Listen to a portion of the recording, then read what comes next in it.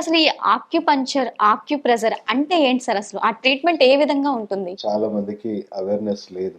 యాక్యూ అంటే point, puncture అంటే మనం నీడిల్ తోని ఆ పాయింట్ ని పంక్చర్ చేయడం, అంటే పియర్స్ చేయడం. అదే యాక్యూ ప్రెషర్ అంటే ఆ పాయింట్ మీద మనము వేరియస్, అంటే మన చేతి వేళ్లతో కానీ లేకపోతే కొన్ని టూల్స్ తో కానీ ప్రెషర్ చేయడం. సో ఈ యాక్యుపంక్చర్, యాక్యుప్రెషర్ అనేది modern terminology. 50-60 years back Japanese సైంటిస్టులు పెట్టిన పేరు. యాక్చువల్ గా మన పూర్వీకులు కనిపెట్టిన వైద్యం. అంటే దీని పునాది అసలు మొదలైంది ఎలా అంటే, అగస్త్య మహర్షి మర్మ చికిత్స అనేవాళ్ళం. సో మన శరీరంలో అప్పుడు పెద్దగా రుగ్మతలు లేవు, చాలా చిన్న చిన్న సమస్యలు వస్తాయి. శరీరంలో ఏ మర్మాన్ని స్టిమ్యులేట్ చేస్తే, ఏ నాడిని స్టిమ్యులేట్ చేస్తే ఇమ్మీడియట్ గా మనకు పెయిన్ తగ్గిపోవడం కానీ, మన రోగ నిరోధక శక్తి పెరగడం కానీ, మనకున్న చిన్న చిన్న రుగ్మతలు తగ్గిపోవడం కానీ, ఈ మర్మ చికిత్సలు ఇప్పటి కూడా ప్రాచుర్యంలో ఉంది. మనం చూసుకుంటే ఎక్స్ట్రీమ్ సౌత్ లో సిద్ధ వైద్యం అనేది చాలా ప్రాచుర్యం. సిద్ధ వైద్యంలో మర్మ చికిత్స అనేది ఒక విభాగం. సో 108 శరీరంలో ఒక వైటల్ మర్మాస్ ఉన్నాయి, అంటే వైటల్ పాయింట్స్ ఉన్నాయి. వాటిని స్టిమ్యులేట్ చేయడం వల్ల రకరకాల రుగ్మతలు, అప్పటి కాలంలో ఉన్న రకరకాల రుగ్మతలను తగ్గించవచ్చు.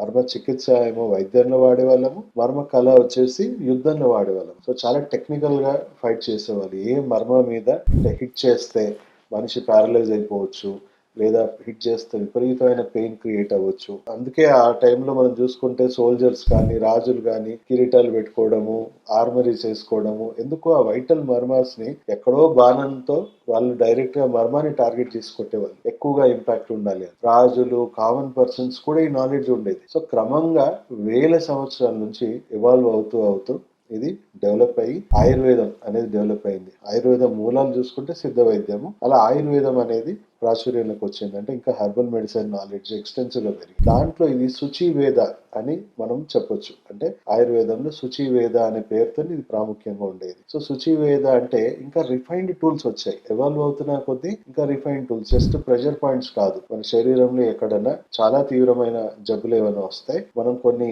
రకాల నీడిల్స్ యూజ్ చేసేవాళ్ళం. కొన్ని రకాల ఎముకలతో తయారు చేసిన నీడిల్స్ కానీ, మెటల్ తో తయారు చేసిన నీడిల్స్ తో కానీ, చిన్నపాటి సర్జరీస్, స్టూచర్స్, ఇవన్నీ కూడా మెటల్ యూజ్ చేసినప్పటి నుంచి శుచి వేద. శుచి అంటే సూది, వేద అంటే నాలెడ్జ్. సో ఆయుర్వేదం టైంలో శుచి వేద అనే పేరుతోనే అది ప్రాముఖ్యంగా చెందింది. మనకు పెద్ద పెద్ద గురుకులాలు, నలంద, తక్షశిల, మన సౌత్ లో చూసుకుంటే మనం నాగార్జునకొండ. ఒకప్పుడు ఈ సిద్ధ వైద్యం గాని, ఆయుర్వేదం గాని, శుచి వేద గాని, మర్మ చికిత్స గాని, ఇవన్నీ పాపులర్ వైద్య విధానాలు.